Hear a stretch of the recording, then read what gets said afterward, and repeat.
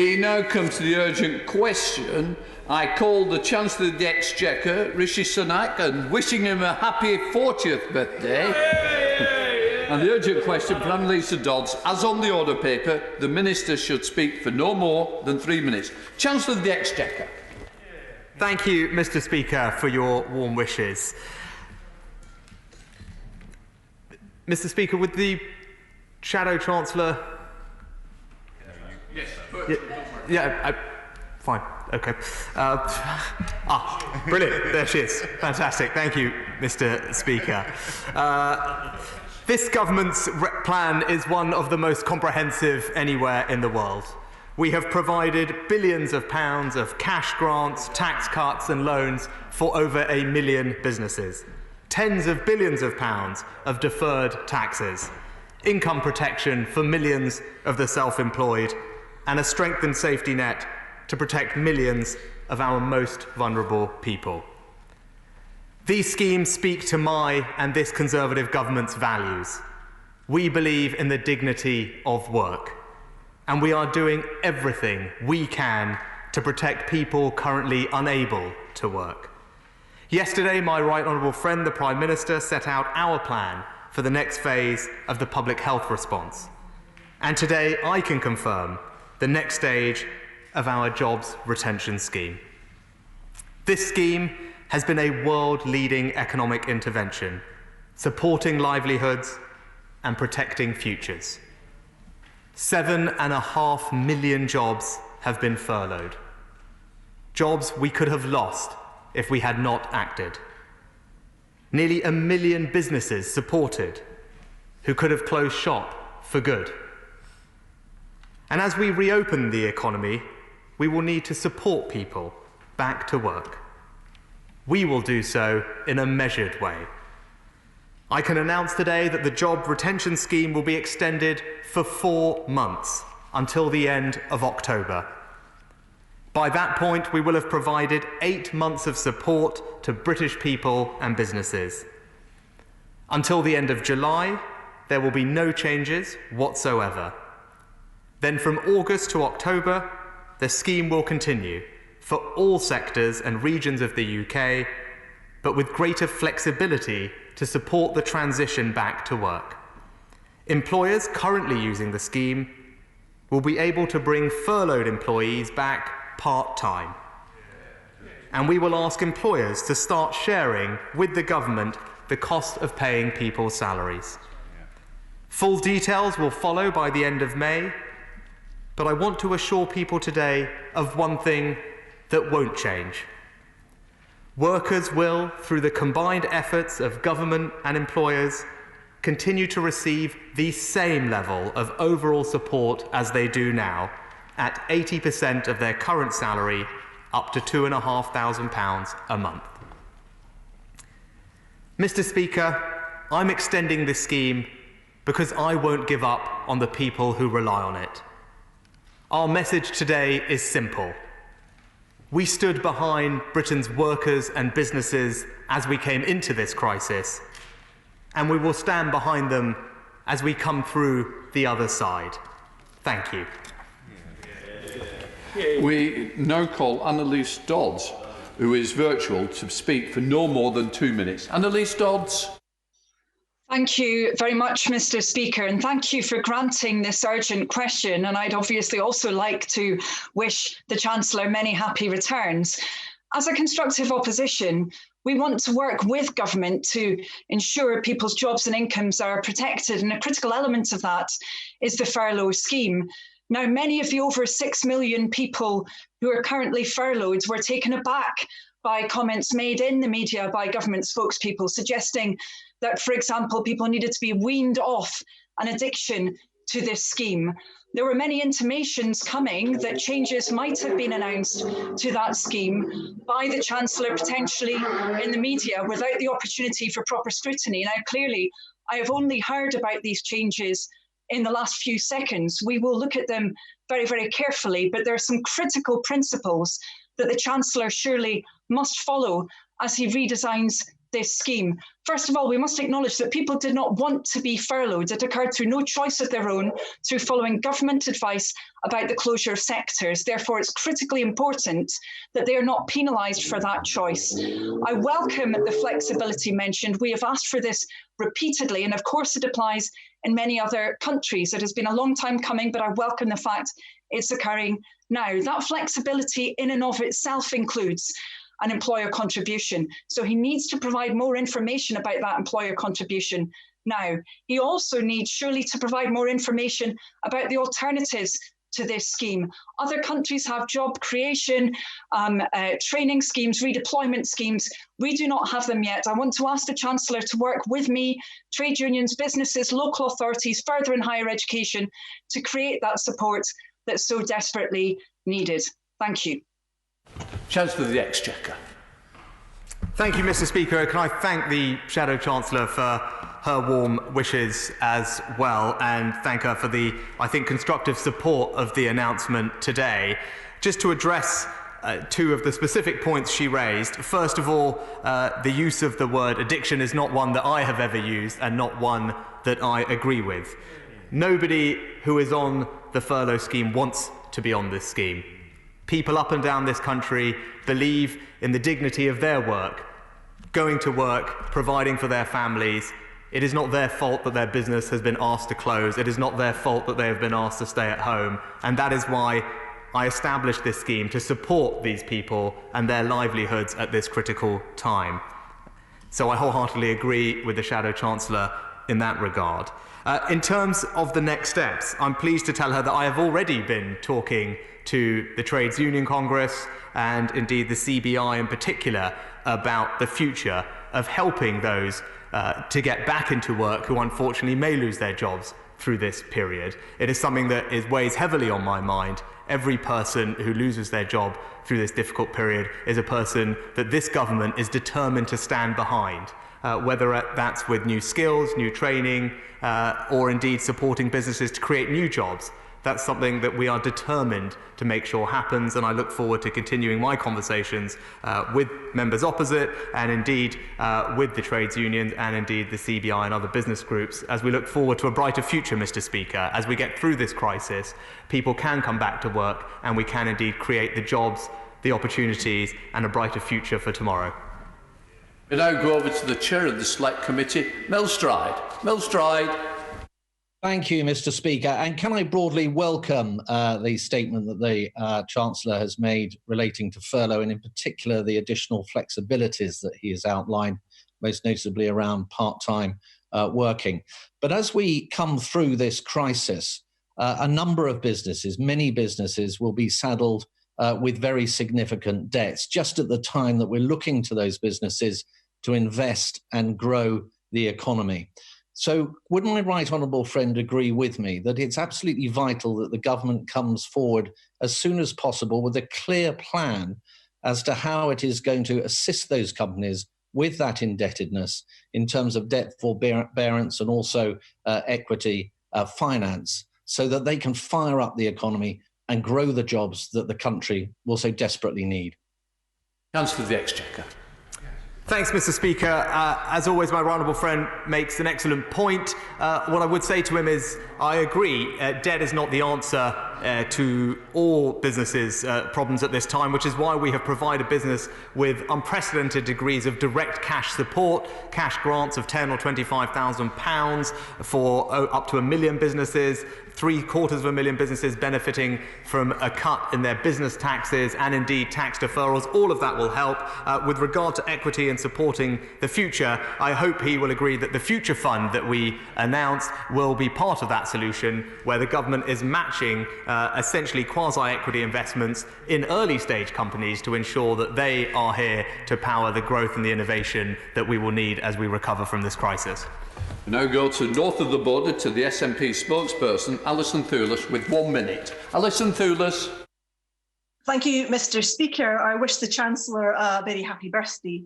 The coronavirus job retention scheme has kept people from unemployment, a cost to the other parts of the UK government spending and to the economy as a whole. So I welcome his commitment to extend to October and to look at flexibility within the scheme, because that is something that many, including the SNP, have been calling for. But we await the detail of that before too long, I would hope. Does he recognise that removing or reducing wage support levels in the furlough scheme prematurely would increase universal credit claims, force workers back to work before it's safe for them, and risk a second peak? The Scottish Government have been clear that the stay-at-home advice has not changed. So will he commit today to ensuring that the job retention scheme will remain in place in Scotland, Wales and Northern Ireland if our lockdowns continue longer than England? And lastly, will he commit to looking at the gaps within the scheme for new starters? And will he look at those businesses who are still waiting for money under the scheme?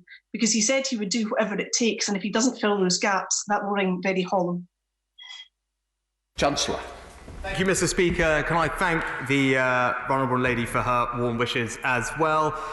Just to clarify, there will be no reduction in the level of support for those on the scheme. That is a commitment that I made earlier. So I'm not entirely sure whether I understood the question right, but it's crystal clear that those on the scheme have that reassurance. The level of support they will receive will not be changed. That will now be shared, those wages and support, by the government and employers, but the levels and percentages of support will not change. I committed to bringing forward further details by the end of this month, where we work through some of the technical details of implementing part-time furloughing. And as I said at the outset, this is now an extension for 4 months to the end of October, which will provide 8 months of support in total to all regions and all sectors of the United Kingdom, and provides, I think, a very good and generous runway for businesses and firms to plan against, and indeed to start getting back to work when the time is right, as per the Prime Minister's plan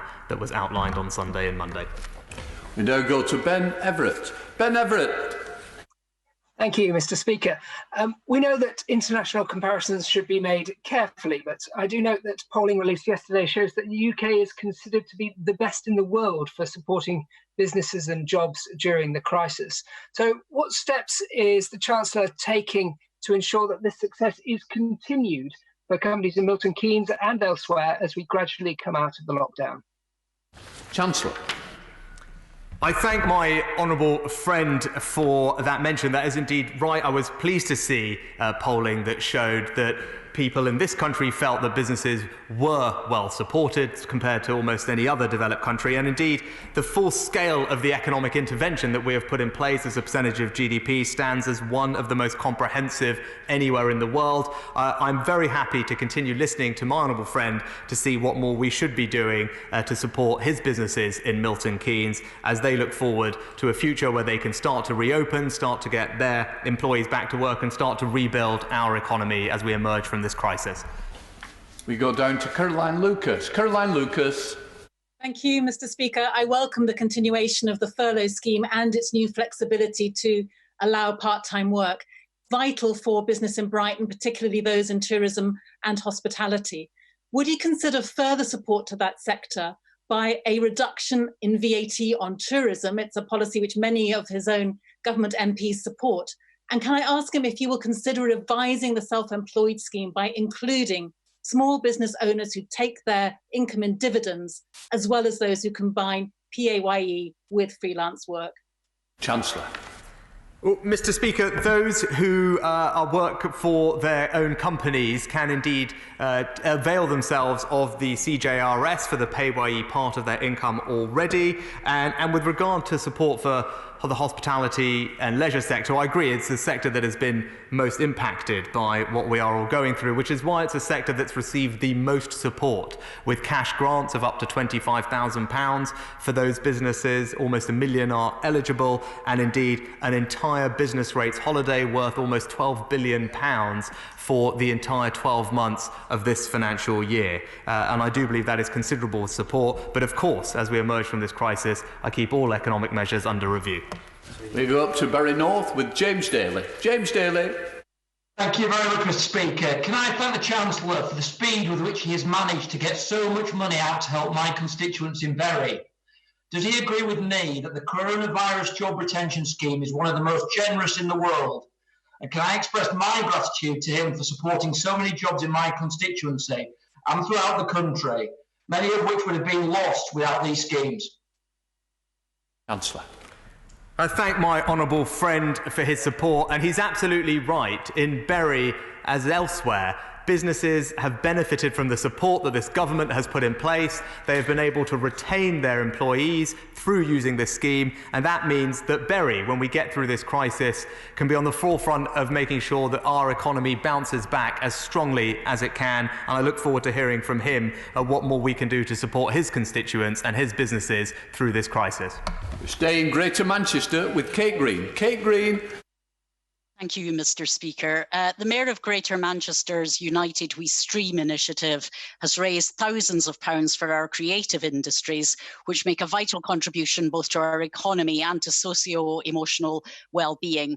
But with the sector likely to be among the last to exit lockdown, and with many of the artists working either on a freelance or self-employed basis, can the Chancellor confirm that full support will be given to that vital sector for as long as it's needed? Chancellor. Well, Mr. Speaker, I know my right honourable friend, the Culture Secretary, is engaged extensively with that sector as part of planning for a future where people can get back to work and sectors can reopen in a responsible and safe way. So that work is already undergoing. But of course, many people in that sector are benefiting already from our self-employment income support scheme, which opens this week for applications, and people will start receiving their lump sum payment as early as next week. And I know that will make an enormous difference to the many tens of thousands, if not hundreds of thousands of people who work in that sector and will benefit from that scheme. We now go down to Dover to Natalie Elphick. Natalie Elphick. Thank you, Mr. Speaker.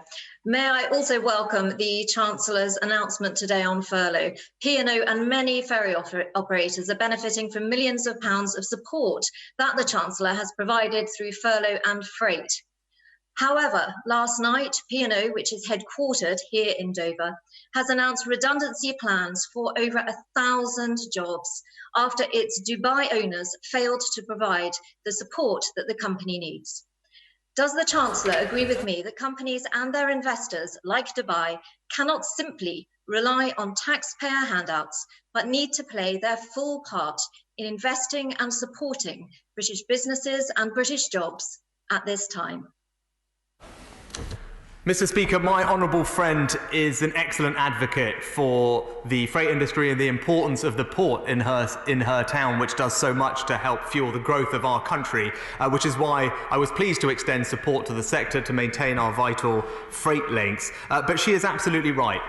As I said at the outset of this crisis, we are in this together. Everyone has to play their role, and that means employers and companies as well doing their bit to support and protect their staff to the best of their ability and pitch in to help get through this crisis. I'd be happy to talk to her further if there is more that she thinks we can do. Now go up to Birmingham with Shabana Mahmood. Shabana Mahmood. Thank you very much, Mr. Speaker. Women are considerably more likely to be furloughed than men, and the disproportionate impact of COVID-19 on our Black, Asian and minority ethnic communities is already being investigated from a health perspective by Public Health England. Has the Chancellor assessed the equality impact of all of his package of economic measures on women and our BAME communities? And if so, will he publish that impact assessment? Chancellor. Mr. Speaker, what is clear and is emerging is that the sectors and the people that are most impacted by this lockdown are disproportionately women, as the honourable member mentioned, and those in lower paid sectors who probably are financially less resilient, and it's why this scheme is so important. It is so important in providing that job security and that income security to millions of people. And that is why today I've made the decision to extend this scheme to maximise the possibility that those people will have that job to go back to. But she can rest assured that I keep a very careful eye on all the impacts of this scheme, but I do believe it is benefiting some of the most vulnerable in our society today. James Sunderland. Mr. Speaker, the Chancellor will be aware of widespread concern about the future of our commercial airlines, not least in constituencies like mine, near Heathrow, Gatwick and other major hubs. The CEO of International Airlines Group appeared yesterday before the Transport Select Committee and made it clear that job losses at British Airways were only being considered as a direct result of the pandemic. What further support might be available from the government for UK aviation? Chancellor.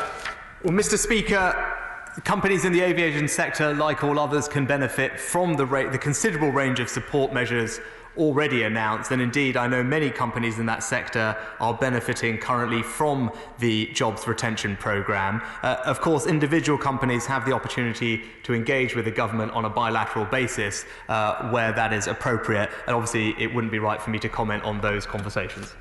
Go over to Sir Edward Davey. Sir Edward Davey. Can I give the Chancellor a small birthday present by welcoming the extension of the furlough scheme and the greater flexibility for employees coming off furlough, not least because Liberal Democrats have been campaigning for an almost identical package. But can I urge him yet again to look at those employees and self-employed who've not been helped at all and who are in dire straits, people who've moved jobs but were not on their employer's payroll by mid-March? Could he consider the new starter scheme I proposed in early April? And could he please review his refusal to properly help those self-employed people who operate from limited companies and who have just been cut adrift? Right. Mr. Speaker, the self-employment scheme in this country remains one of the most generous and comprehensive anywhere in the world. It was designed to provide support to those people who have a different pattern of working. As I've explained previously to the Right Honourable Gentleman, there is a difficulty in differentiating between the dividends that company directors earn from the dividends that anyone might earn through owning a passive share portfolio. I have seen the proposals that he and others have sent. Of course, my team and I have considered those and are considering those, but it does not take away from the fact that what is open this week is a scheme that will support millions of those in self-employment and will enable them to receive the same level of support as those in employment, starting with cash coming into their accounts as early as next week. Now go to Dame Terrell Gillen. Dame Terrell Gillen. Thank you, Mr. Speaker. Can I congratulate my right honourable friend on his announcement today, and also in particular on his handling and the support he is providing to businesses and individuals during this crisis. Many of my constituents in Chesham and Amersham work for British Airways, who, despite furloughing nearly 23,000 staff, have been threatening to make over 12,000 staff redundant. Can he send a clear message to British Airways today that with this extension, they should now remove all threat of redundancy, which has been adding to the anxiety and stress of so many of their hard-working and in many cases long-serving staff? Chancellor. Well, Mr. Speaker, like my honourable friend from Backnall, my right honourable friend is right to advocate and support for her constituents employed by those in the airline industry. And she is right to urge employers to do the right thing at this difficult time. The government has provided considerable support to companies to help them get through this crisis, and she knows what will benefit her constituents, and I will continue to support her in those efforts to make sure that we can protect as many of those jobs as possible. We cross over into Wales with Kevin Brennan. Kevin Brennan. Prynhawn da, Mr. Speaker. The Chancellor has said that he's doing everything we can, but has he seen a new starter justice campaign for people who started or are due to start a new job after February the 28th and are still cut adrift from any help from the Chancellor and his schemes? Why has he thrown this particular group of hard-working British people under the bus? Mr. Speaker, when we announced the job retention scheme, we said, and I said clearly, it would apply for those who HMRC were aware of on the 28th of February. We were able, whilst protecting the taxpayer against fraud, to extend that date to the 19th of March, the day before I made that announcement, which is reasonable in the sense that without HMRC or the government knowing if someone was actually employed, the scope for fraud would be considerable, and I did not think it appropriate to expose the taxpayer to that. That change to the 19th of March brought in 230,000 of the 350,000 odd that the Right Honourable Gentleman talks about. Yes, leaving a number of people who could not be covered, but for a reason which I believe is defensible. But what I would say is that this scheme is able to cover the 29.5 million people who were notified to HMRC on that date. Indeed, 7.5 million of them are currently benefiting from it, and we should not lose sight of that. This scheme is doing an enormous amount for several million people up and down this country. We go over to Sakib Bhatti. Sakib Bhatti. Thank you, Mr. Speaker. Time and time again, the Chancellor has stepped up to ensure our businesses have what they need to get through this difficult period, and I welcome the measures announced today. The Bounce Back Loan Scheme is another example of the unprecedented interventions that the Chancellor has made, and this has been unequivocally welcomed by organisations such as the FSB. Can my right honourable friend confirm that work is continuing to be done to ensure we're increasing the number of accredited lenders that provide bounce back loans so we can make sure we're getting funds to those businesses that need it wherever they may be? Chancellor. Can I thank my honourable friend for his advice as we look to design and improve our lending schemes? I very much value his direct links with business and relaying that to me. What I can tell him, if you'll allow me, Mr. Speaker, for the House as well, to update on the numbers of loans that have now been approved. I'm pleased to say over 250,000 bounce back loans have been approved, 267,000, with over £8 billion of capital that has benefited small and medium-sized companies up and down the UK, and on top of that, 35,000 CBILS loans are worth over £6 billion have now been put out. So that is hundreds of thousands of businesses are benefiting from the loan schemes that my honourable friend helped to implement and helped to ensure that worked well and quickly for businesses. We go over to the wonder of Lancashire with Rosie Cooper. Rosie Cooper. Thank you, Mr. Speaker. As a result of the loss of income, both through fundraising and small service charges, many small and local charities will be really struggling financially, despite being heavily involved and active in the COVID-19 response and supporting our constituents. So when will the Chancellor issue guidance to local authorities on providing grants to charities who are in receipt of local charitable rate relief, but have up to now been excluded from securing the £10,000 grant from the Small Business Grants Fund? Chancellor. Mr. Speaker, just over a week ago or so, I think, we outlined plans for a top-up fund to local authorities worth over £600 million nationally for local authorities to distribute further rate relief to those businesses that they thought were appropriate, and indeed it will be up to those local authorities to make those decisions, and they could well use that money for that if they so wished. The other thing I would say, Mr. Speaker, is we also unveiled a £750 million package to support charities through this crisis. They are an important part of the social fabric of our country. They are impacted in the same way businesses and the rest of us are, and it's important that we maintain them through this crisis, not least for the valuable work they do on the front line, but also for the contribution they make to our civic society as we come out of this. We're now going over to the Isle of Wight with Bob Seeley. Bob Seeley. Thank you very much indeed, Mr. Speaker. The Isle of Wight is Britain's festival island. We have a unique tourism sector supported by events in arts and music and sport. Can the Chancellor confirm that the furlough extension will help islanders in this devastated part of the economy? And will ministers meet with me and others to discuss how we further protect the visitor and festival economy, which relies on specific parts of the year, sometimes only weekends, to generate an entire annual livelihood? Thank you.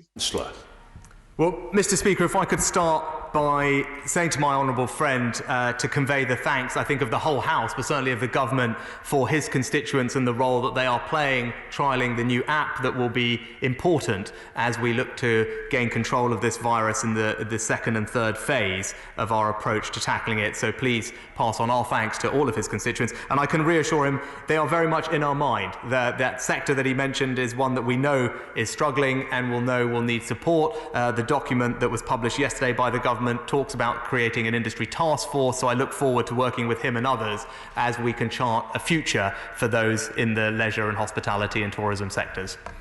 Across the border to Dr. Lisa Cameron. Dr. Lisa Cameron. Thank you, Mr. Speaker. The Disability All-Party Parliamentary Group that I chair believe it is crucial the Chancellor accelerate efforts to include people with disabilities in the Economic Recovery Plan, enabling a disability-inclusive COVID-19 response. Will the Chancellor address this issue by undertaking an impact assessment of the Economic Recovery Plan based upon equalities principles? Right. Mr. Speaker, of course the government and indeed the Treasury will undertake all appropriate equalities and disabilities assessments for policies as they're unveiled and as is required. What I would say to the Honourable Lady, who I know we have talked about this in the past, is the budget outlines something that both she and I care very much about, which is the issue of changing places for those with complex disabilities, where we created a fund to help local authorities and businesses indeed adapt or build new changing places, which will benefit hundreds of thousands of those, especially young children suffering with complex disabilities and requiring different types of facilities so they can enjoy time with their families out and about. So I hope we can continue to work closely on that as well. We go to David Johnson. David Johnson. Mr. Speaker, our honourable friend on a bold move to extend the furlough scheme to October. Hospitality have been concerned that when they reopen, they'll have almost all their running costs, but far from almost all their customers. Unfortunately, we're going to have to move on to the next question. We're now going over to Bradford with Judith Cummins. Judith Cummins. Thank you, Mr. Speaker. Has the Treasury made an assessment of how many employers are currently topping up wages of furloughed workers to full pay? If the government reduces the amount they are contributing, many employers may struggle to top up wages. So what will the government do if employers cannot top up wages?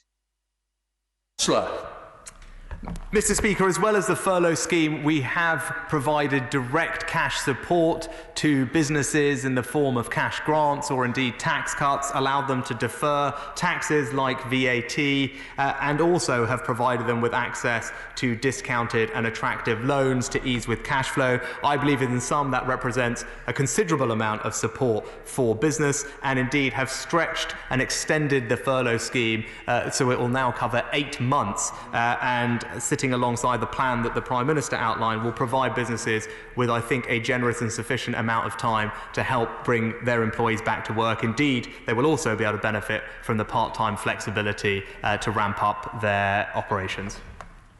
We go over to the Chamber with Dr. Ben Spencer. Thank you, Mr. Speaker. I welcome the world-leading package of measures that we're providing to support both livelihoods and businesses through this pandemic, helping a huge amount of people in Runnymede and Weybridge. Aviation is crucial to my constituency due to our proximity to Heathrow, and many constituents have contacted me, not just employees of BA, but logistics firms and all associated with the aviation industry. Getting our planes flying again is crucial to our economy through air freight and just-in-time supply lines. And would my right honourable friend therefore agree with me that in addition to direct support to the carriers and industry, we also need to get planes flying again as soon as possible? Chancellor. Well, Mr. Speaker, I know my honourable friend is very focused on this issue for his constituents, given the location of his constituency, and he is right to do that. Of course, aviation is impacted considerably by this, but he is right. The best way to help in the end is for us to find a way to control this virus, live with it, and indeed reopen those parts of our economy that are currently closed. That is the best long-term way to provide the support to the industry and his constituents that we all want to see. We go to Helen Hayes. Helen Hayes. Thank you, Mr. Speaker. The extent of government support available is of cold comfort to those who are still not receiving any support. New starters are being abandoned simply by accident of the date on which they happened to change jobs. These workers could be helped if the government would accept evidence of their employment in the form of a contract of employment. Many of these workers have paid taxes for years. Will the Chancellor reconsider his approach and take further action so that new starters are not left behind? Chancellor. Mr. Speaker, I don't have much more to add than my previous answer, but what I would say for those who don't benefit from this scheme or others, we have also taken significant action investing several £billion in strengthening our safety net in this country, whether through tax credits, universal credit, the local housing allowance, or indeed the hardship fund provided to local authorities. The most vulnerable in our society through this crisis are seeing considerable extra support from government to help them get through. We go down to Ashford with Damien Green. Damien Green. Thank you, Mr. Speaker. Like others, I'm grateful to the Chancellor for his extension of the furlough scheme, which is a reverse birthday present from him to workers and firms in my constituency. He will want our brilliant creative industries to come out of this crisis intact. And he knows that many people working in them are freelancers or on short-term contracts.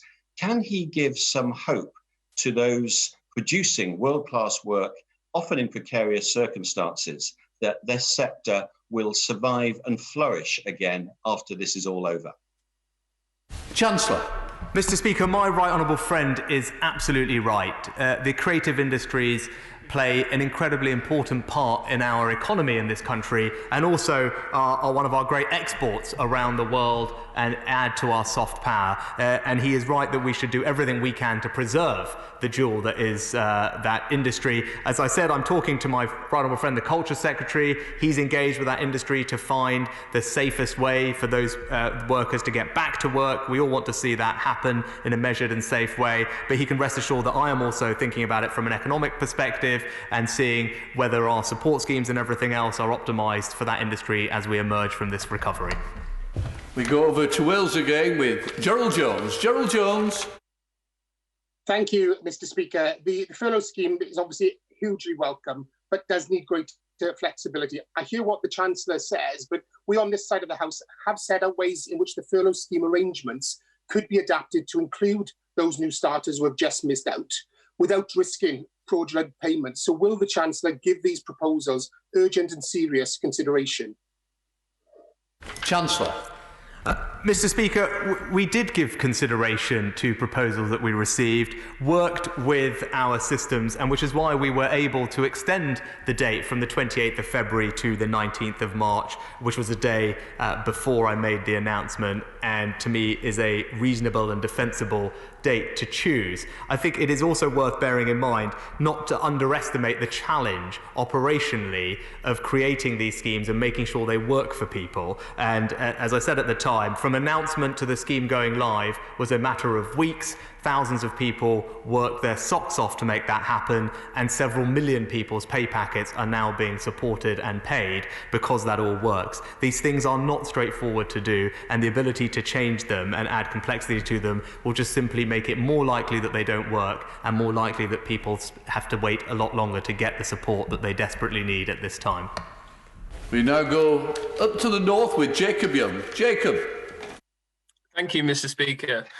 Can I welcome this fantastic announcement on the coronavirus job retention scheme and thank my right honourable friend for all his department is doing to support businesses in Redcar and Cleveland with CJRS, with Civils and with the new bounce back loans too. Can he reassure me and employers in my constituency that this support will be kept under review so that it reaches those businesses who need it most? Mr. Speaker, I can tell my honourable friend and constituency neighbour and give him exactly that reassurance and thank him for all he is doing to support his businesses and constituents at this time. And I very much welcome the advice that he has given me, feeding back to me about what he's hearing on the ground from businesses in the North East. He and I have a shared ambition to make sure that Teesside drives our economic recovery as we come out of that. And I look forward to continuing those conversations with him. Heading north and over the border, we go to Kirsty Blackman. Kirsty Blackman. Mr. Speaker, Aberdeen has been hit by the double whammy of COVID-19 and a massive drop in the oil price. Can the Chancellor please tell us when he last had a conversation with the industry, and will he please give consideration to announcing sector-specific support in order to protect my constituents and those in other regions where employment is centred around oil and gas? Chancellor. Well, Mr. Speaker, regardless of the industry that companies operate in, they are able to benefit from our furlough scheme. That is something that we were keen to do. It's not something that every scheme around the world necessarily replicates, but we thought taking that comprehensive approach was the appropriate one. So many of the companies she mentioned will be able to benefit from that. Beyond that, I know my right honourable friend, the Business Secretary, engages regularly with all sectors on their particular concerns, and I will continue to liaise closely with him. We go to Neil O'Brien. We're heading south again. Neil O'Brien. Thank you very much, Mr. Speaker. I strongly welcome the extension of the job retention scheme. It's the most generous in the world, and it's saving a huge number of jobs here in Harborough, Erdby and Wigston. One of the great successes of policy in recent years has been a huge reduction in youth unemployment, but the virus is inevitably going to disrupt a lot of apprenticeships and work placements. Is my right honourable friend thinking hard about how we can limit and stop any rise in youth unemployment?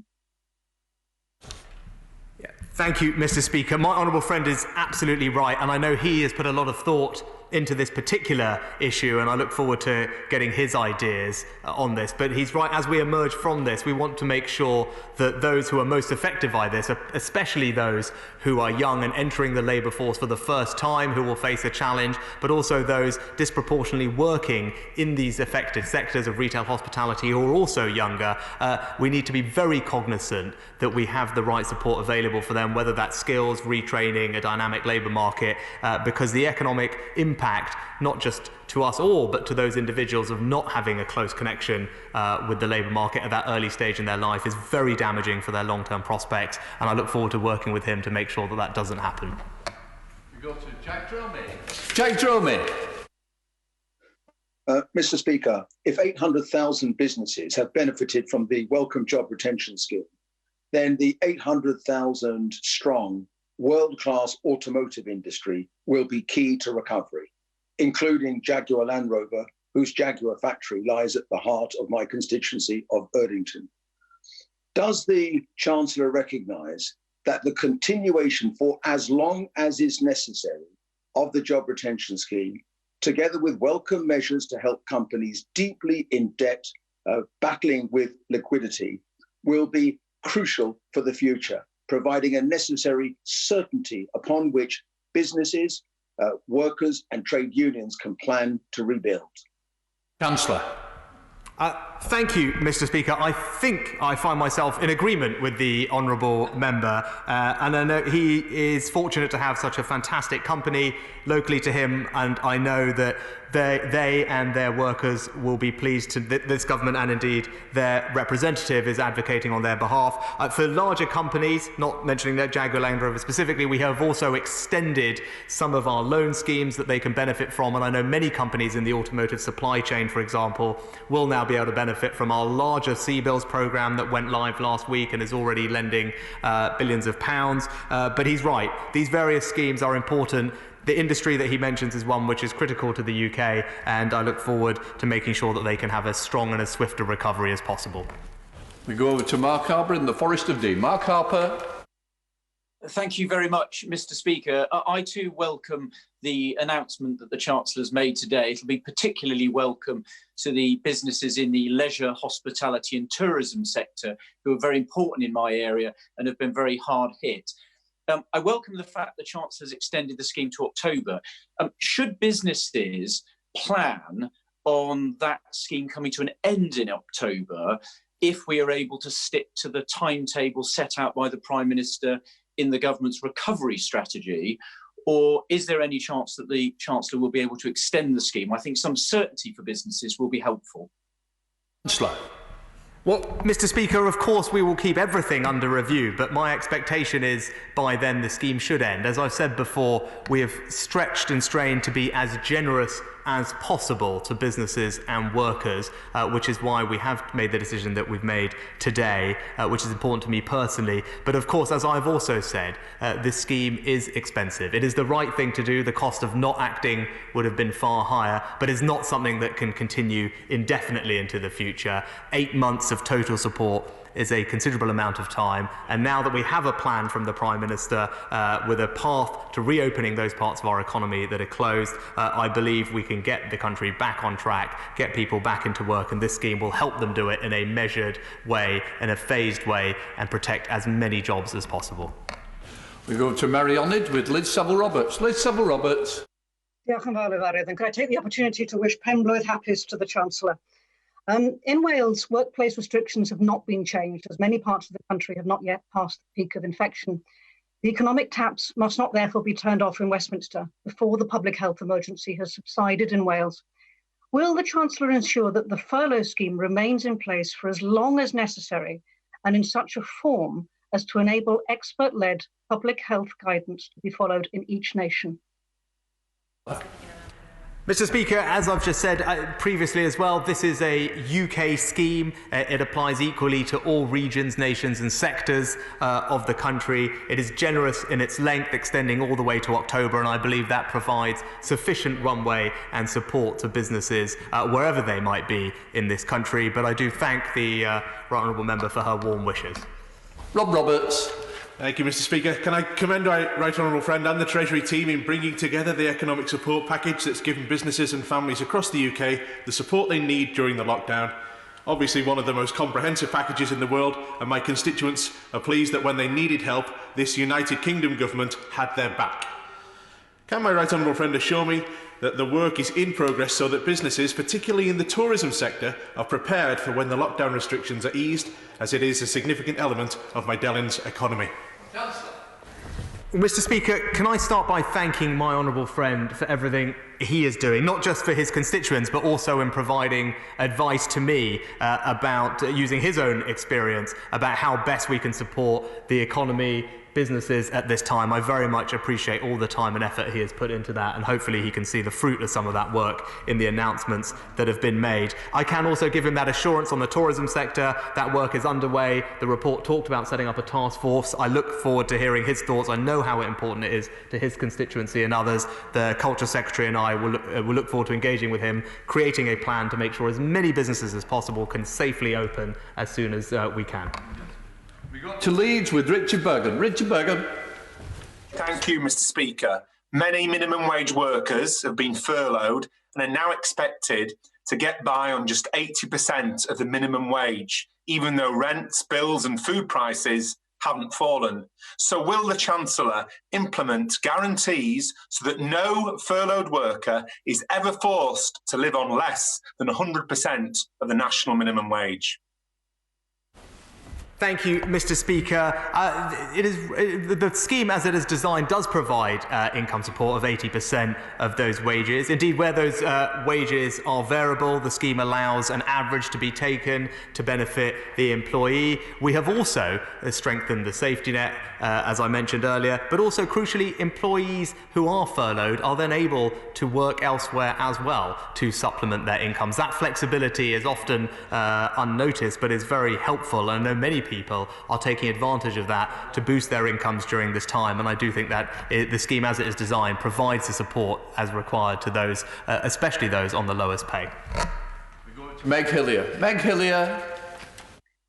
Thank you, Mr. Speaker. Mr. Speaker, the Chancellor has spoken about the freelancers who are working often on short-term contracts or for personal service companies. He talked about optimising the existing mechanisms for those people in answer to the Honourable Member for Ashford. But will the Chancellor actually come forward today with a suggestion that there are concrete proposals in play? These are people with clear financial records, often with accountants. So there is a track record. Will the Chancellor support these different types of self-employed people? Well, Mr. Speaker, they are being supported. The scheme to support them goes live tomorrow, ahead of schedule. Those who are self-employed, whose returns and earnings we are aware of, will be contacted. They are already been contacted. They're able to apply from tomorrow, and they will receive cash in their accounts for a 3-month grant as early as next week. It is a scheme that is one of the most generous in the world for those who are self-employed. Steve Brown. Excellent birthday work, Mr. Speaker, on the furlough scheme from the Chancellor, and the flexibility being added to it is very welcome. When he announced the original furlough scheme, many of us in this House and outside in the country talked about the self-employed and asked for parity. And he then, notwithstanding the issues that he knows I have with the people left out of the self-employment support scheme, but that scheme, of course, comes to an end very shortly. So returning to the call for parity, can we assume that he is working on an extension to the self-employed income support scheme? Because I know that many, many people will be listening very carefully to what he says about that today. Chancellor.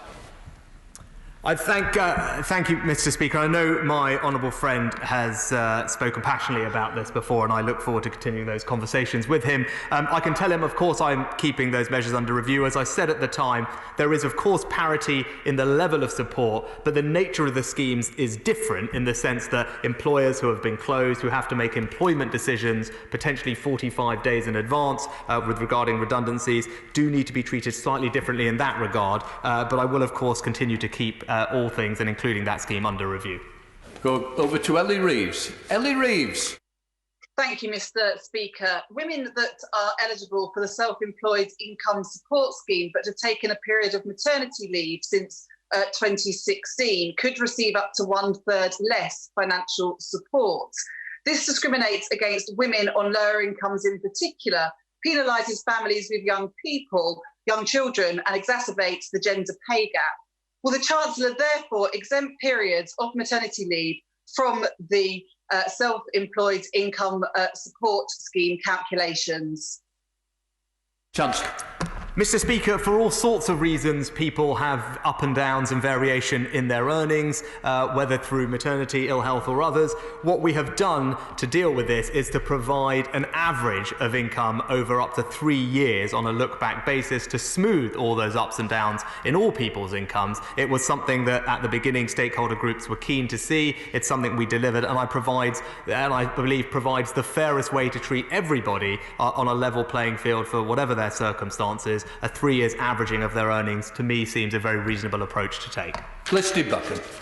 Thank you, Mr. Speaker. Does my right honourable friend agree that we need an economic strategy which balances getting some businesses support when they cannot reopen while encouraging others to go back to work? And today we have got that balance right. Chancellor. I think my honourable friend is absolutely right. The plan that this government and the Prime Minister outlined is one which does exactly what my honourable friend says. For those who can go back to work now, they should do so in a safe way, as the Business Secretary will talk about later today. And as the rest of our economy reopens, they will have the benefit of a furlough scheme that extends all the way to October, provides for part-time flexibility. The combination of all these things means that her businesses and many others can take the time they need to get firing again on all cylinders. Let's go to Coventry with Zara Sultana. Zara. Mr. Speaker, it is estimated that the economic impact of the pandemic will hit the West Midlands the hardest. And this week, it was announced that a manufacturer and supplier to Jaguar Land Rover in Coventry South has gone into administration, putting 600 jobs at risk. Will the government therefore step up efforts to protect manufacturing jobs, especially in the automotive industry, and invest in them to provide green, sustainable jobs for the future? Mr. Speaker, I'm very sorry to hear about the potential job losses in the honourable member's constituency. To me, every job lost during this period is heartbreaking. It's why I am doing my absolute utmost to provide the support that I can to protect as many as possible. I've said clearly I can't, and nor could any of us, save every single job or business, but I believe the loans, the cash grants, the job retention scheme will all play a vital role in saving many millions of jobs and businesses, particularly in the automotive supply chain. The honourable member is right, that is an important part of our economy and is one that it deserves our support to ensure that it can be a strong part of our recovery. Now go down to Andrew Griffiths. Andrew Griffiths. Mr. Speaker, the generous and unprecedented schemes my right honourable friend has put in place are doing a really tremendous job protecting thousands of employees, small businesses and the self-employed in my constituency of Arundel and South Downs. Many in West Sussex work in aviation, so in addition to heartily welcoming today's extension of the excellent job retention scheme, may I ask him to at least consider the temporary suspension of air passenger duty, as well as testing passengers on arrival as an alternative to the 14-day quarantine to help this vital sector of the economy? Well, Mr. Speaker, I thank my honourable member for his support and also thank him for the advice he has provided me with his extensive experience of business and indeed in his own constituency. He knows I care deeply about the aviation sector, and I know that my honourable friend, the Transport Secretary and Foreign Secretary, are considering the issues that he raised. In particular, the government's been clear that further detail on those quarantine measures will be outlined in due course, but I will make sure that I pass on his suggestion. We go to Scotland again with Wendy Chamberlain. Wendy Chamberlain. Thank you, Mr. Speaker. In North East Fife, much of the economy is seasonal. Workers who had contracts often agreed months in advance now face no income and no access to the existing support. Fundraising for some golf caddies in St Andrews is underway, and although I applaud local community efforts and their generosity, rather than having them rely on charity, what support can the Chancellor offer to the seasonal workforce this year so that they can actually return next year?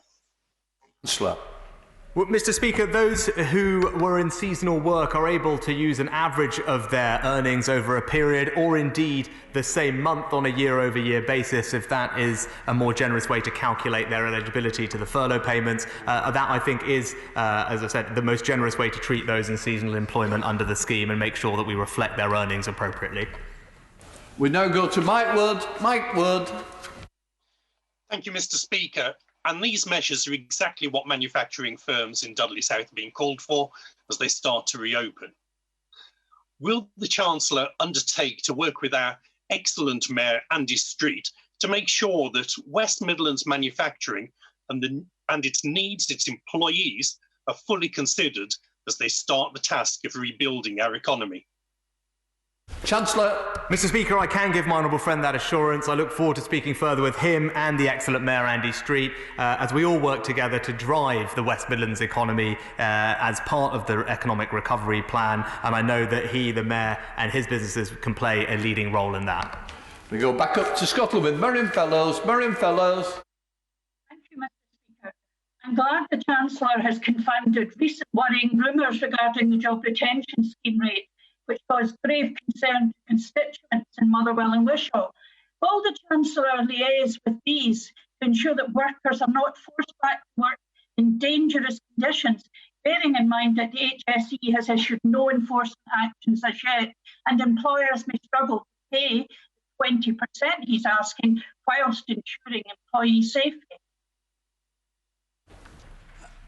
Mr. Speaker, I know my right honourable friend, the Business Secretary, will be here shortly to provide a fuller answer to the honourable lady's question, but it's right, employees should not work in unsafe environments.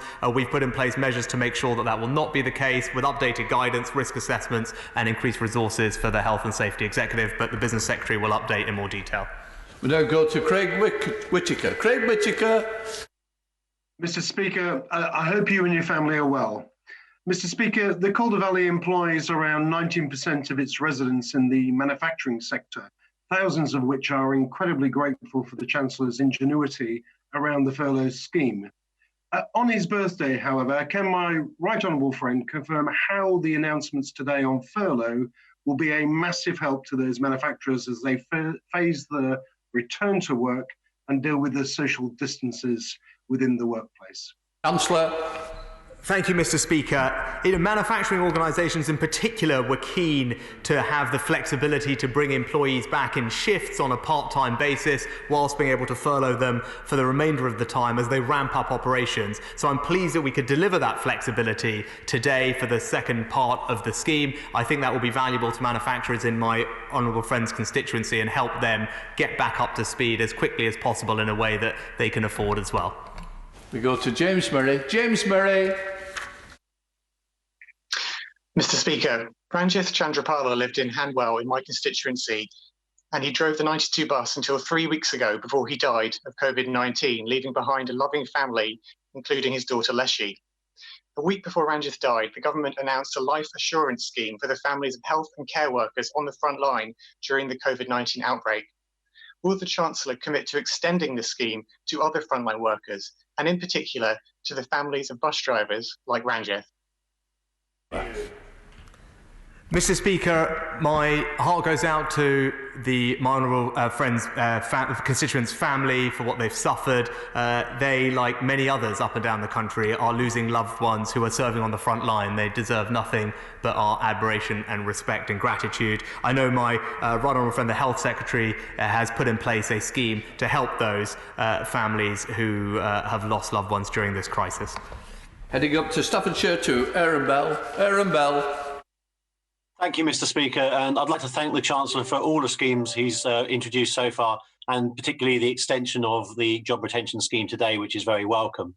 If he is willing to look at a couple of aspects of the other schemes, I think two schemes in particular would benefit from a taper being introduced, as there are currently cliff edges in support for both business grants and the self-employed income support scheme, whereby two people in broadly equivalent positions, one is entitled to support and one isn't.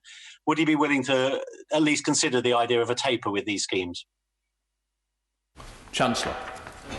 Mr. Speaker, I think at this point introducing new measures to the schemes would not be possible or desirable, because it would just delay their operation. The problem with tapers is there's still always an end point at the other end of the taper. With regard to the self-employment scheme, this covers 95% of all of those who are self-employed, which I think is pretty comprehensive coverage. The 5% who are not covered have an average income of £200,000. So of course there will be hard cases just the other side, but on average this is a group with relatively high earnings. We go to Flick Drummond. Flick Drummond. Thank you, Mr. Speaker. Can I thank the Treasury for a very comprehensive set of measures for businesses and employees across the country, including my constituency of Mearn Valley. Can my right honourable friend, though, tell me when further guidance for the discretionary grant funding will be announced, as some councils are not happy with using their discretion, although I believe that the Treasury Department has made it perfectly clear from the start that the list was not exhaustive and that councils should use their own discretion. I thank my honourable friend for her support. I can confirm that, the guidance will be issued imminently, I think I'm safe in saying. Of course, there will be some broad guidelines for who we think that support should be targeted at, but of course local authorities will have the ultimate discretion. Returning to the North West with Andrew Gwynn. Andrew Gwynn. Thank you, Mr. Speaker. I welcome the announcement on furlough, but the Chancellor knows that the government's COVID response would have completely stalled without local government, yet our councils are now financially at the brink. The extra funding doesn't cover all the costs, something ministers promised. Will he ensure our councils are fully reimbursed for all COVID-related costs and lost income, and protect the sector that's protected us? Chancellor. Well, Mr. Speaker, in a moment of nostalgia, I know the right honourable member and I have a shared passion for local government and admiration for the work they do, and I know he will remain an advocate of theirs. They have been provided with over £3 billion of extra support. Of course, we're in constant dialogue with local government, whether in social care or others, to make sure that they get the financial resources that they need. Over to Derbyshire with Nigel Mills. Nigel Mills. Can I thank the Chancellor for his announcements today, which are exactly what Amber Valley businesses have been asking for? Is there any way he could allow them to bring some employees back part-time earlier than his extension, so they can perhaps reopen their businesses next month rather than have to wait till later on? Chancellor. Thank you, Mr. Speaker. It's a very fair question, and one that I've looked at, Mr. Speaker. I think there is a question of operational complexity in designing the part-time aspect of the scheme in consultation with business and unions to make sure that we can enforce it properly. The earliest I think we reasonably can do it is in the extension period, as I mentioned. You know, of course, if there's ways for us to do that sooner, we will, but I wouldn't want to commit to that today, as it is a complicated thing to get right. We now have our final question. Ruth Jones in Wales. Ruth Jones. Thank you very much, Mr. Speaker. Yesterday, I asked the Prime Minister about engagement with the devolved governments in Wales, Northern Ireland and Scotland. I'd like to try again today and hopefully receive a more detailed response from the Chancellor. Can you please outline what specific conversations he had with the devolved administrations regarding these changes and when these conversations actually took place? Well, Mr. Speaker, my right honourable friend, the Chief Secretary, speaks regularly to his counterparts in the devolved administrations. We do engage with them regularly. I'm pleased to say that over £8 billion of Barnett consequentials have been provided to devolved authorities across the United Kingdom as they also tackle this response, and that will continue to be the case. We will get through this as one country altogether. I will now suspend the House for 15 minutes and will return at 1:50. Thank you, everybody.